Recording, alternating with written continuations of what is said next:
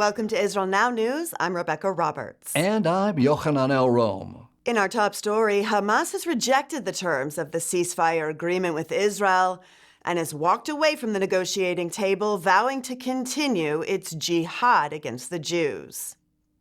Jerusalem announced that it will withhold aid to the Gaza Strip and that the IDF is making major preparations to resume the fighting against the Iranian-backed terror group. Israeli Prime Minister Benjamin Netanyahu said that Hamas is hijacking international aid and using it to fund the Islamic terror machine, which is aimed directly at Israel and its civilians. His concerns were echoed by government spokesperson David Mencer, who said that Hamas is hoarding aid for its fighters and that the terror group has stockpiled enough food to fuel an obesity epidemic. The administration of U.S. President Donald Trump has expressed its support for Israel and placed the blame for the failed ceasefire negotiations solely on Hamas. This comes after the radical leader of Hamas refused to order the terror group to lay down its weapons. Sami Abu Zuhri said demilitarization is a red line for Hamas and all Palestinian terror factions. White House National Security Council spokesman Brian Hughes released a statement saying Israel has negotiated in good faith since the beginning of this administration to ensure the release of hostages held by Hamas terrorists. He said America will support Israel's decision on the next steps to be taken, given that Hamas has indicated it is no longer interested in a negotiated ceasefire. U.S. Secretary of State Marco Rubio has announced that he authorized expediting $4 billion in military aid to Israel. Rubio said that since President Trump took office on January 20th, the White House has approved nearly $12 billion in military sales to Israel, reversing the Biden administration's partial arms embargo against the Jewish state.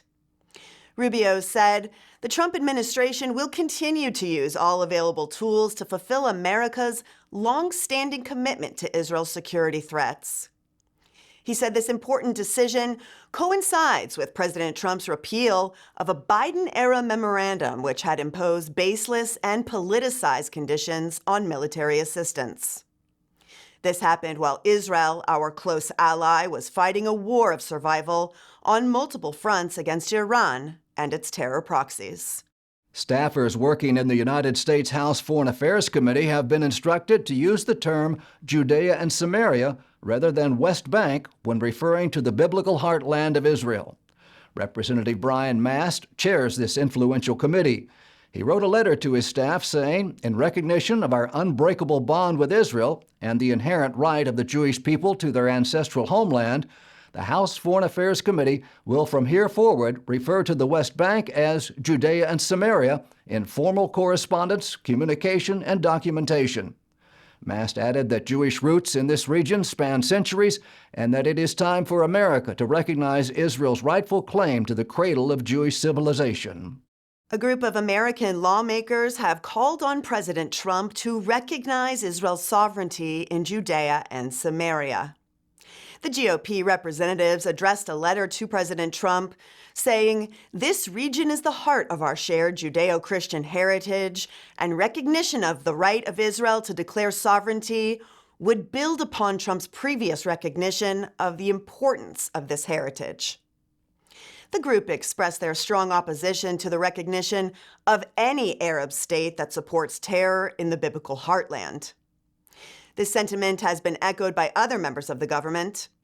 Senator Ted Cruz of Texas recently addressed the Sovereignty Conference, saying that Israel has the absolute right to determine what happens in Judea and Samaria.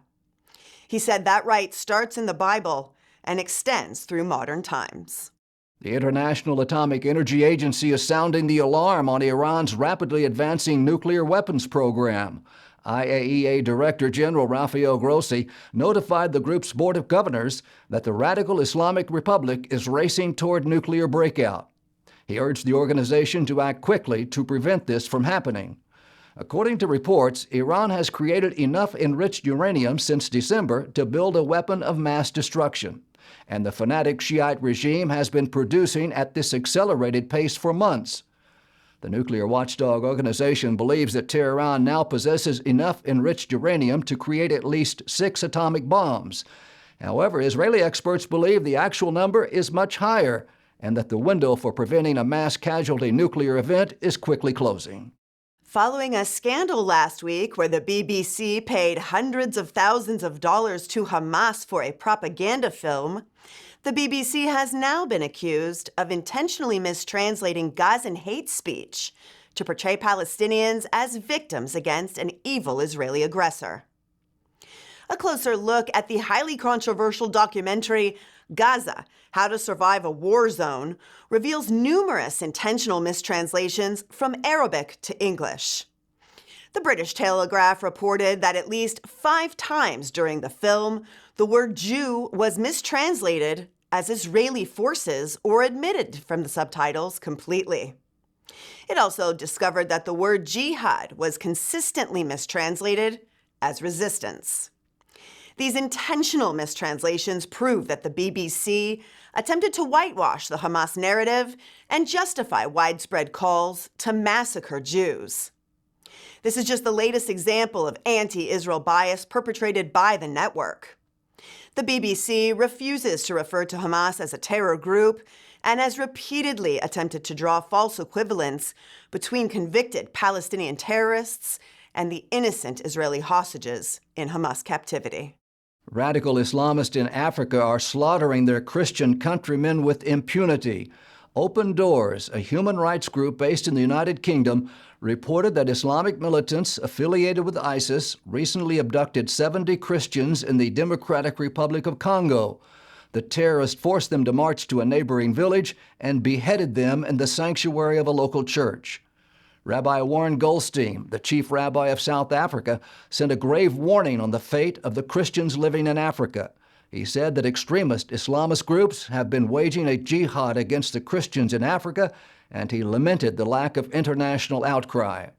Goldstein said, each year thousands of Christians are kidnapped, raped, and murdered for their beliefs by Islamists perpetrating a holy war. Africa has become an emerging epicenter of global terrorism aimed at turning the continent into an Islamic caliphate. U.S. President Donald Trump has announced a freeze on taxpayer funds allocated to universities that allow illegal campus protests. He also warned that pro-Hamas protesters will be imprisoned or deported for their crimes. In the aftermath of the October 7th Hamas attacks on the Jewish state, colleges throughout the United States became the scene of violent anti-Israel hate fests. Jewish students were attacked and prevented from attending classes, while university officials sat idly by. At the time, Trump expressed his outrage by the anti-Semitic protests and vowed to hold the universities accountable. Last week, he announced a federal funding freeze for any institution that allows pro-terror rallies. The Israel Allies Caucus was officially relaunched in the Norwegian parliament last week.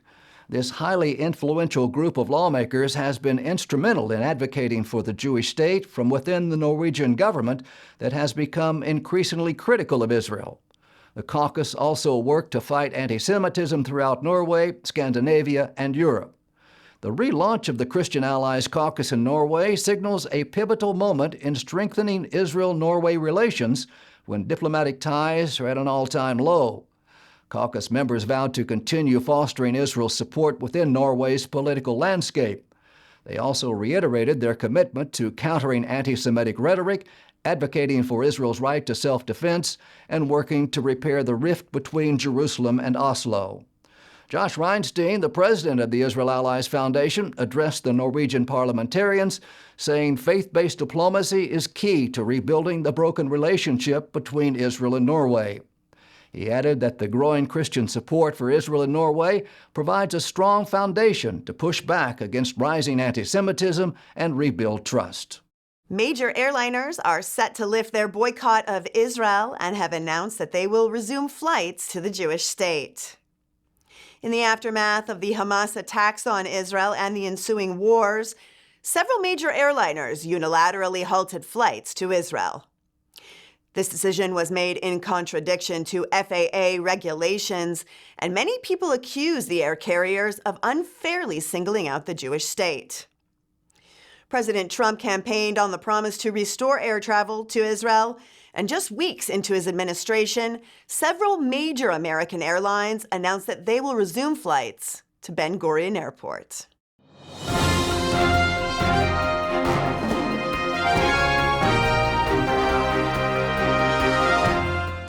That concludes the news portion of our show. Stay tuned for Ask the Source with Josh Reinstein.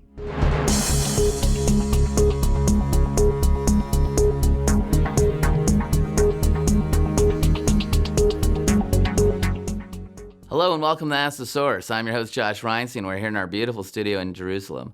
My guest today is Enia Krivine. She's the Israel Director for the Foundation of Defense of Democracies. Enia, thank you for being on the show. So great to be here. Thanks, Josh. Tell us a little bit about what is the Foundation of Defense of Democracies. The Foundation for Defense of Democracies, or FDD, is a Washington, D.C.-based think tank that was essentially established right after 9/11 to explore the U.S.'s national security policy. Our founder was looking at the globe and he was saying, look, we're being attacked. 9/11 was just the most recent of those and obviously the most catastrophic. And there's not a single research institute that's studying this threat. So he set up FDD. We really focused on the Islamic extremist threat for many years. But in recent years, we've expanded our scope, and now we do China. We have an incredible cyber program. We have a center on economic power on the U.S. military, and we really cover the globe. So I happen to run the Israel program, which is my expertise, but I work with a host of colleagues who, as I said, cover the globe and do so very well. Israel is definitely a national security issue. There's a lot of problems with radical Islam here. What are some of the issues you focus on a daily basis? So we do everything related to the U.S.-Israel relationship and Israeli national security. So top maybe 3 out of 15 would be, in the past several years, we do the international organizations and how there's a sort of a campaign to target Israel at the UN and other international organizations. Think about the ICC case against Israel. Think about UNRWA. Think about the bias in the General Assembly of the UN, those kind of issues. We do Iran, the Iranian threat, the Iranian proxy strategy, so dealing with Iran's 17 proxies in the region and their attempts to wipe Israel off the map. And we deal with the positive stuff too. We deal with normalization. We deal with strengthening the U.S.-Israel relationship through increased security coordination and a slew of other topics that are of importance to the relationship of the United States and Israel. We've seen a big shift from the Biden administration's policy of appeasement to Donald Trump's peace through strength. How does that have an effect on the region with all the different dangerous actors in the neighborhood?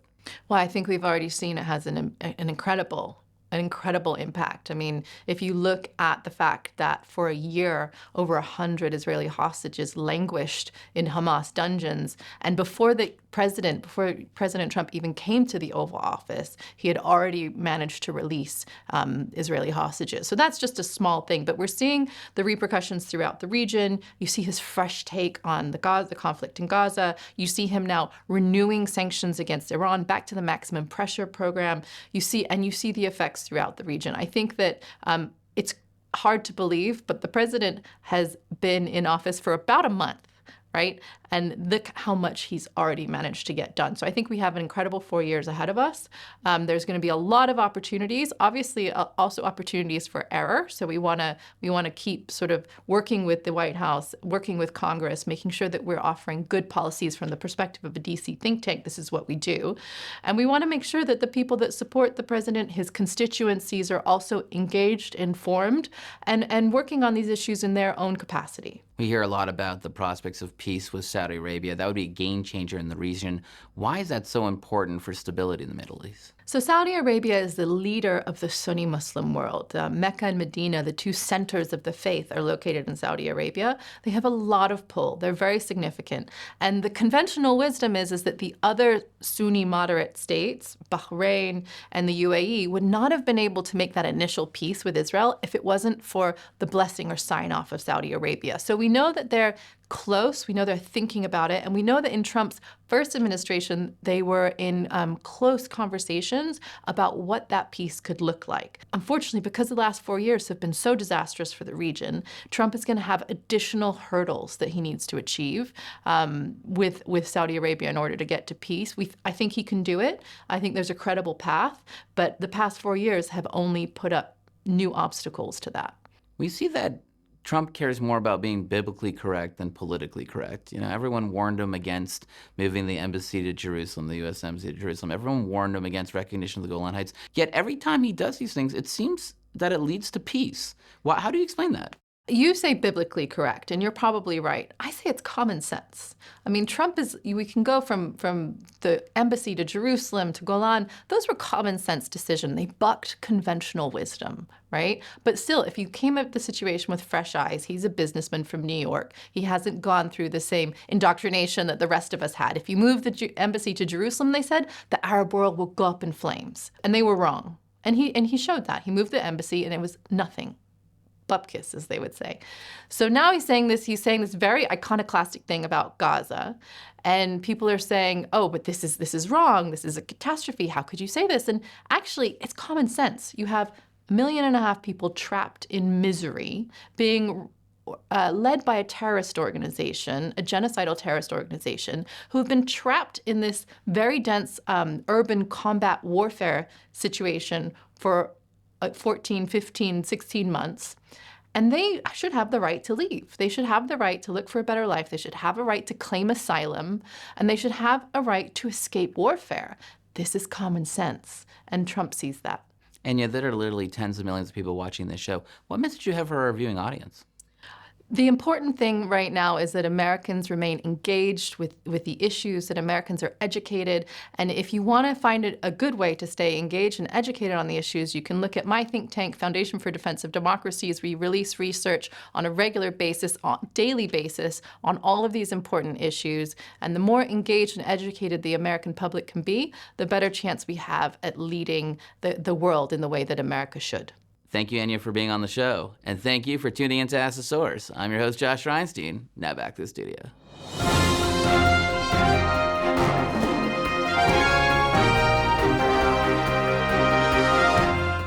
And now the truth from Zion.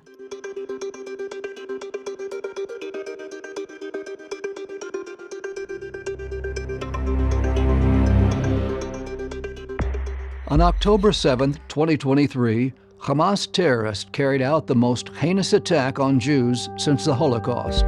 Within a day, Israel declared war on the Iranian-backed terrorist organization. The unbridled brutality began at 6:30 on that Saturday morning. The week-long holiday of Sukkot was coming to a close with the celebration of Simchat Torah. Many people were already in synagogues as news of the war spread throughout the nation on what is now being referred to as the Black Sabbath. Terrorists infiltrated Israel by land, air, and sea. They broke through the border security fence separating Israel from the Gaza Strip, destroying it with bulldozers and explosives. They used paragliders to fly in and rubber boats to enter by sea. Within just a few hours, 1,200 people were murdered. Israeli Jews, Arabs, Bedouin, and foreign workers from Thailand. 240 people were taken hostage. The prisoners included 32 children, one of whom was just 9 months old. Sirens screamed across Israel as rockets slammed into towns and cities. Villages were pilfered, set on fire, homes looted and robbed by civilians from Gaza, while Jews were being raped and massacred. Israelis tried to secure themselves in protected rooms with steel doors. They never imagined they would need to hold on to the inside door handles to keep Hamas terrorists from entering. One particularly heinous incident unfolded at a concert in Israel's south, where Hamas terrorists murdered and abducted partygoers that had camped out in the desert for what was supposed to be a weekend music festival celebrating peace. 360 people were killed and some were taken by force into Gaza. Witnesses reported horrifying details, including sexual assaults and brutal, unimaginable murders, as disoriented partygoers tried to escape the violence. Videos filmed by Hamas terrorists showed hostages being hauled away at gunpoint onto trucks, motorcycles, and small all-terrain vehicles. Back in Gaza, local residents cheered and celebrated as Hamas terrorists paraded dead Jews and terrified survivors through the streets. Hamas targeted 22 locations in southern Israel. The city of Sderot and its police station were taken over. This resilient community has endured 25,000 rocket attacks since 2005, when Israel pulled all of the Jewish residents out of the Gaza Strip in an effort to gain peace in what was known as disengagement. Israel's strongest ally, the United States of America, showed its support, standing unequivocally with the Jewish state. Within 1 week following the outbreak of war, America deployed 2 aircraft carrier strike groups to the region and warned any enemies of Israel to stand down or else. Nevertheless, Iran's proxy army, Hezbollah, fired scores of rockets into northern Israel. The terrorist militia began its attacks within days of the outbreak of war. In addition, Iranian-backed Houthi rebels in Yemen launched weaponized drones and fired rockets and missiles at U.S. military bases in the region. An American warship intercepted and shot down 4 cruise missiles and 15 drones during a 9-hour period. U.S. military sites in Iraq and Syria were also targeted, injuring dozens of U.S. personnel. Evacuation from Israel's south was already underway from the Hamas rockets when it became necessary to order residents in northern Israel to leave their homes as well due to the Hezbollah attacks. There are now 200,000 Israeli refugees living dispersed throughout the nation. It is crucial to note that Iran, a known state sponsor of terrorism, provides more than just financial support to Hamas. Hamas terrorists are believed to have trained for the October 7th attack on Iranian soil. Reports reveal that 500 Hamas gunmen, along with terrorists from the Palestinian Islamic Jihad group, conducted training exercises in September with Iran's Islamic Revolutionary Guard Corps. The genocidal attack launched by Hamas on October 7th was horrifying and shocking. The Jewish people's response was quick and decisive. Within hours of the news, more than 300,000 IDF reservists began reporting for duty. Jewish and Christian communities worked tirelessly to raise and distribute funds to purchase protective gear, such as bulletproof vests and helmets. Others organized international prayer rallies and demonstrations in support of Israel. Hamas made a fatal mistake in thinking they could annihilate the Jews in Israel.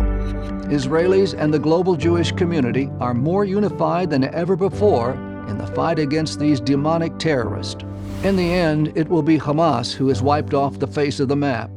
Israel and the freedom-loving world will then be better off.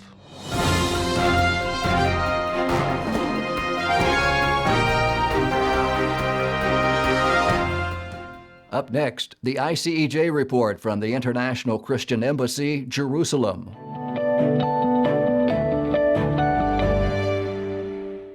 ICEJ is passionate about offering practical help and life-changing opportunities to those in need in every sector of Israeli society. Since Israel's war with Hamas began, Israeli citizens have been negatively impacted economically, with many business owners losing more than 50% of their monthly income. This makes it difficult to keep their business afloat and to provide for their families. Government compensation offers insufficient relief for small businesses, many that are operated by women. The situation is even more complicated for those evacuated from their homes, far away from their customer base. To help alleviate these challenges, the ICEJ is sponsoring business mentorship and giving grants to help small businesses succeed, even in these challenging times. Since 1980, the International Christian Embassy Jerusalem has been a voice of Christian support for Israel and connected the global church to the land of the Bible. Headquartered in Jerusalem, the ICEJ has taken action to stand with Israel by caring for Holocaust survivors, helping Jewish families return home to Israel, providing bomb shelters, fighting anti-Semitism around the world, and by inviting Christians to discover Israel for themselves. אני ירין לב, בת 24. אני הקמתי את העסק שלי לפני 7 חודשים עם הערוץ שלי, נתנאל כהן, הוא בן 27, אני בת 24. הקמנו את זה מאהבה מאוד גדולה לתחום. הבן זוג שלי 11 שנים בתחום, בתחום הפיצות, הפסטות, הסלטים, קינוחים ועוד.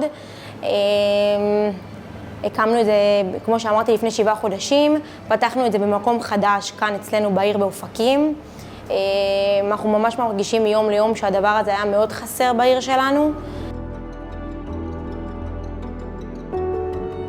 בעיקרון המלחמה הגיעה בדיוק עם פתיחת העסק, אז כן היה אתגר, זה היה מאוד קשוח, אז ניסינו כמה שיותר לפרסם ברשתות החברתיות עם כמה שאפשר, אבל בסופו של דבר אנחנו מנסים כל יום להתעלות על הדבר הזה שקרה לנו. אני אספר שנייה רגע סיפור אישי שקרה לי במלחמה, ממש 5 ימים לפני המלחמה, זאת אומרת בשני לאוקטובר, אני עברתי לבית הזה, והבית הקודם שלי זה זה שנכנסו אליו. בשני לאוקטובר אני עזבתי אותו, וממש נכנסו אליו, ולא משנה, האנשים שהיו שם לא בחיים ולא איתנו, וניצלתי, וזה פשוט לקרוע גומל, כאילו הבדל של 5 ימים שעברתי לכאן, ופה באופקים חווינו על הבשר שלנו משהו שלא חווינו אף פעם, זה היה פשוט מטורף. 50 אנשים שקרובים אלינו נרצחו, זה בשכונה כאילו שנחשבת מאוד מאוד מאוד מיוחדת. וואו, מנסים להקל את מה שקרה. בעיקרון, כל פעם שפנו אלינו זה היה מין שמחה כזו, שזה עוזר לנו גם, וגם עוזר לחיילים שלנו, למי ששומר עלינו. זה באמת באמת עזר לנו. התקוות בעזרת השם זה לפתוח עוד סניפים, להתפתח יותר בתחום, אולי להפוך גם למסעדה, כרגע זה טייק-אווי יותר, וזהו. קודם כל זה ממש מרגש ומחמם את הלב, שעוזרים ותומכים ויודעים ומכירים, ובאמת זה ממש מרגש אותנו. רק תודה רבה לכם ושתמשיכו כך, זה מרגש מאוד. After Hamas brutally attacked Israel on October the 7th, 2023, the ICEJ has been actively standing with Israel and her people through advocacy and urgently needed aid projects. Now is the time for Christians to turn their love for Israel and the Jewish people into real action as never before. Your donation will help deliver bomb shelters to at-risk areas, provide necessary supplies for first responders, support affected citizens with trauma care, and will eventually help rebuild these devastated communities. Visit ICEJUSA.tv to donate online or call 1-800-910-6355 and give your generous gift today.